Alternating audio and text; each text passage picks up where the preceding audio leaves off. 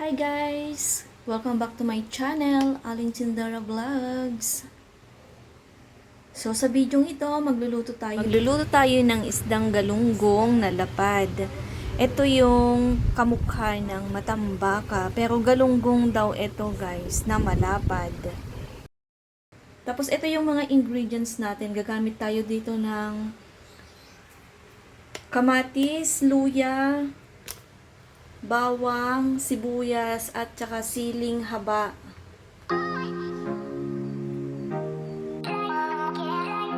Umpisa na nating magluto ng isda. So, una natin gawin ay maglagay muna tayo ng kamatis sa ilalim, luya, tapos bawang. Yung bawang ay dinikdik ko lang, tapos binalatan, sibuyas, tapos maglalagay na ako dito ng isda.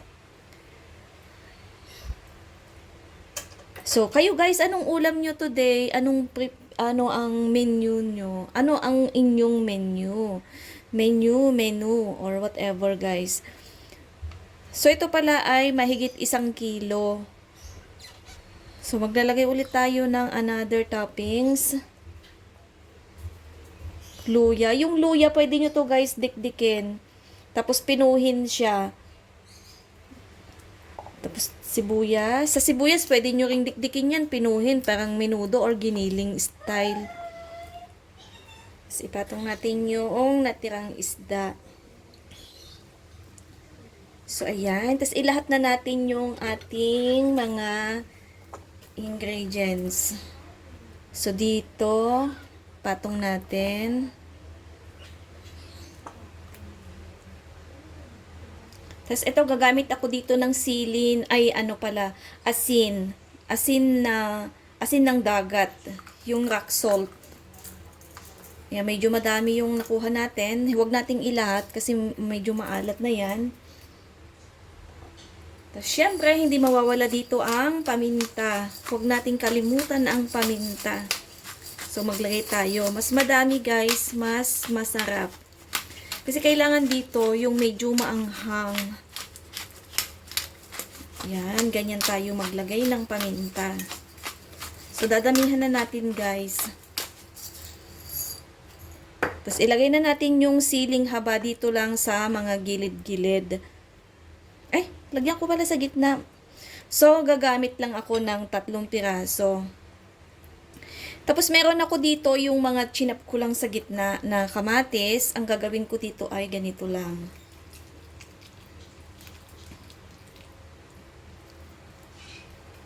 Yan. Ubusin lang natin ito.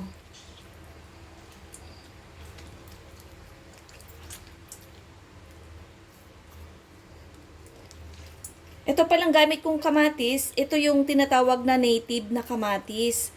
Kung nakikita nyo guys, no, talagang kulay orange. Orange na mamula-mula. Ang 1 kilo nito ay 70 pesos. So, binili ko nga ito sa Walter Mart nung nag-grocery kami. At actually, kahit ganito siya, na akala mo ay overripe na, matigas pa din yung kamatis. So, yan. Ito na yung pinaka-last. O, diba? Ang ganda ng kulay niya, no? Look, oh. So, ayan. Saluan natin ng konting olive oil. Ang purpose nito ay para hindi masunog yung ilalim. Tapos, optional din na suka yung ilalagay natin.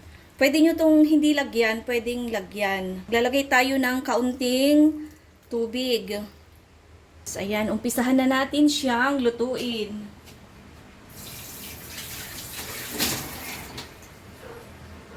So, dito takpan natin para lumambot yung kanyang kamatis. Tapos, babalikan ko kayo later. Antayin natin siyang maluto. So, ayan. Ganyan lang kadali, guys, no? Tamang-tama yan pagka padating na yung mahal na araw. So, tamang-tama yung ating lulutuing isda. So, parang ano yan para magkaroon kayo ng idea kung ano ba yung pwede nating ulamin ngayong mahal na araw. So, ito yung pinaka-simple. Mura lang yung isda ngayon. Sa ngayon, mura pa. Tapos, yung mga ingredients niya, madali lang din siyang i-provide. Actually, yung kamatis, optional yan kung gusto nyong gumamit ng kamatis. Pwede din naman kasi siyang paksiw lang, tapos wala siyang kamatis. Pwede naman siyang wala ding siling haba. So, parang ano lang yung dinikdik na luya, sibuyas, bawang, tapos suka, asin. Ganun lang siya kadali pagka gusto mo yung pinakasimpleng, ano lang, yung simpleng ulam lang naluto sa paksiw. So sa mga hindi pa pala guys nakapag-subscribe kay Aling Sindara Vlogs, please like, comment, and subscribe. Then mag-comment kayo para yung mga may YouTube channel dyan ay mabalikan natin at mabigyan din ng support. So ayan, kumukulo na siya guys. Ayan na, nagkukulay orange na. So balik natin ulit yung takip. So, ayan na yung ating pinangat sa kamatis na isda. So, antayin lang natin siyang maiga konti, yung mabawasan yung kanyang sabaw.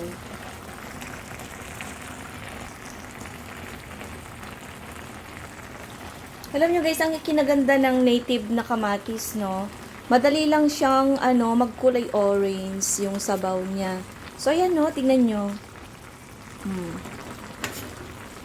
Mas maganda pa ito pagka natuyo na yung ating isda. So ito ilipat natin dito sa gilid para maging kulubot yung kanyang sili.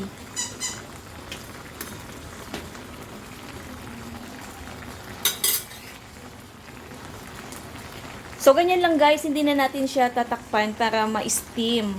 Mas mabilis ma-steam, mawala yung kanyang tubig. Actually, nadamihan ko ng water. Dapat 1 cup lang na water. Ginawa ko siyang 1.5 cup. So, ayan. Nakalimutan ko na kapag pala ang isda, siya, may mga ingredients na yan, like kamatis o Tapos nilagyan ko pa siya ng 1 cup na suka kanina. So, yun. May dagdag siyang mga sabaw-sabaw. So, napadami. So, anyway, mas maganda naman guys yung madami kasi optional ka na yan kung gusto mo ng iga o gusto mo din ng may sabaw na paksiw. Kayo guys, ano pala ang ulam nyo today? Ay, wait lang. Alam nyo ba? May ikukwento pala ako. So, si Aling Tindara Vlogs pala ay mahigit 3 years na siya sa YouTube channel. YouTube. So, kayo guys, nakakailang taon na kayo sa YouTube nyo. So, nakakapagsahod na din po ba kayo? Yung ating YouTube channel ay sa awa ng Diyos, nakakasurvive naman. Minsan pababa, minsan pataas. Minsan nagkukulay gray yung kanyang subscribers, ang kanyang dollar sign, ang kanyang views, nagkukulay gray. Pero sa awa ng Diyos, bumabalik naman ng mga ilang days, ganon. Pero sa ngayon, ang ating subscriber ay talagang nakakulay gray siya. So, bumaba ang subscribers natin. So, ang hirap pagka ganito na bumababa yung subscribers natin tsaka yung sa views natin. Ang tagal bago magkulay green. Kaya lang, syempre, tuloy ang laban. Pinaghirapan natin yan ng ilang years. Ilang years. Pinaghirapan natin yung ating channel. So, kailangan, pagsikapan din natin siya. Kumbaga, yung ating YouTube channel ay para din tayong nagtatrabaho, di ba? Nagtatrabaho tayo sa YouTube. Tapos, parang business din yan. YouTube, nag-work tayo, para din siya business partner natin, ganon. So, kailangan nating mag-effort. Kailangan natin siyang tulungan. So, ano ba yung mga ways na pantulong sa ating channel para ma-maintain natin yung kanyang kulay green? Actually, ako, nakikipag-engage. Number 1 yan. Tsaka, siyempre, sa mga super thanks, marami tayong friends dyan para ma-back up natin siya. Ayan, malapit na guys, matuyo. Ayan, alam mo ba yung amoy niya? Di ba nilaglagay tayo ng olive oil na, yung aroma ng olive oil. Ang sarap ng amoy. Ang bango talaga niya. Kayo anong mas, ano nyo, paano nyo niluluto yung isda? Mag-share naman kayo ng mga recipe nyo tungkol sa isda, kung paano nyo niluluto. Ano ba yung pwede nyo, ano pa ba ang pwedeng, ano dito, pangluto na pangat? Bukod sa paksiw, pangat. Tapos prito. May mga iba pa ba kayong recipe? Pa-share naman guys ng inyong recipe para may matutunan din ako. Yan, medyo madami pa yung tubig niya, no? Mukhang mauubos yung ating gasol. Yung gasol ngayon guys ha, ang gamit ko ay gasol 1,150 na. So nakikipagsabayan din siya sa taas ng gasolina. Grabe no, mataas na yung gasolina, mataas ang mga bilihin, mataas ang gasol. Actually ang kuryente namin mataas din. Pati yung aming tubig tumaas din. Lahat na lang nagtaasan na no. Tapos yung tindahan ko, kwento ko pala sa inyo yung tindahan ko. Diba yung tindahan natin, nasa loob naman tayo kasi ng subdivision, tas nasa gitna pa tayo. So, ang customer ko, madalas kapitbahay ko lang, katabi, wala naman tayong mga dayo-dayo na customer. Kasi nga, diba yung ukay-ukay ko, in-stop ko na din. Hindi na ako nagtitinda ng ukay-ukay guys, simula nung nagkasakit si Patch. Si Patch, yes, si Patch. Sa mga hindi nakaka-relate, si Patch ay isang fur baby. Fur baby. Aso na nga lang, para hindi mahirap. Yan, isa siyang aso. Yun yung aming alaga. Siguro na-expose siya sa mga alikabok dati ng ukay-ukay. Tsaka siyempre, di ba may amoy yun? May chemical na nilalagay dun sa ukay-ukay para hindi mga may mabaho. Tsaka para hindi mga may kulob o masira yung mga ukay-ukay. Ganun yun kahit ipalaba mo siya. Actually, dati nagpapalaundry kami. Pero yung amoy niya nandun pa din. So, maselan kasi yung dog namin. So, in-stop na namin. Siguro magtitinda din ako, pero hindi pa sa ngayon. Kailangan makapag-recover ng maayos pa si Pat. Saka, madalang ko na din siyang i-flex sa video-video ko si Pat. So, yan. Dami kong nakukwento. Saan na ba tayo? Saan na ba tayo? So, ipakita ko nga sa inyo. Damputin ko tong isa. Oh, ayan. Oh, grabe. Ang sarap. Oh, grabe. Picturean natin. Yan yung sabaw niya, oh. Guys, ang ganda ng kulay. Mas masarap talaga, no, pagka madaming kamatis. Mas madaming kamatis, mas masarap. At mas maganda yung kulay ng ating mga niluluto. Pag madaming kamatis. Actually, murang kamatis ngayon, 70 na lang ang 1 kilo. Dati maabot to ng 100 Maabot pa nga to ng 180 1 kilo eh. Swerte ko nung nabili ko to. Native ito guys. Native na kamatis from province syempre. Pero sabi Walter Mart ko to binili. So ayan. Ang tagal na no. Maubos yata yung gasol natin. So pakita ko na din pala yung rice namin. So ayan ang ating rice. Mamaya pa partner natin yan sa isda natin. So, balik tayo sa isda. O, sinong nakaka-relate dito? O, diba, meron akong kettle na pang-probinsya. Yan ang ginagamit ko kasi nga yung mga thermos, madali din namang, madali lang lumamig yung tubig. So, nasasayang din. So, bumili na lang ako ng kettle na maliit. Sa palengke ko yan binili, guys. Available yan kahit saang palengke, madami.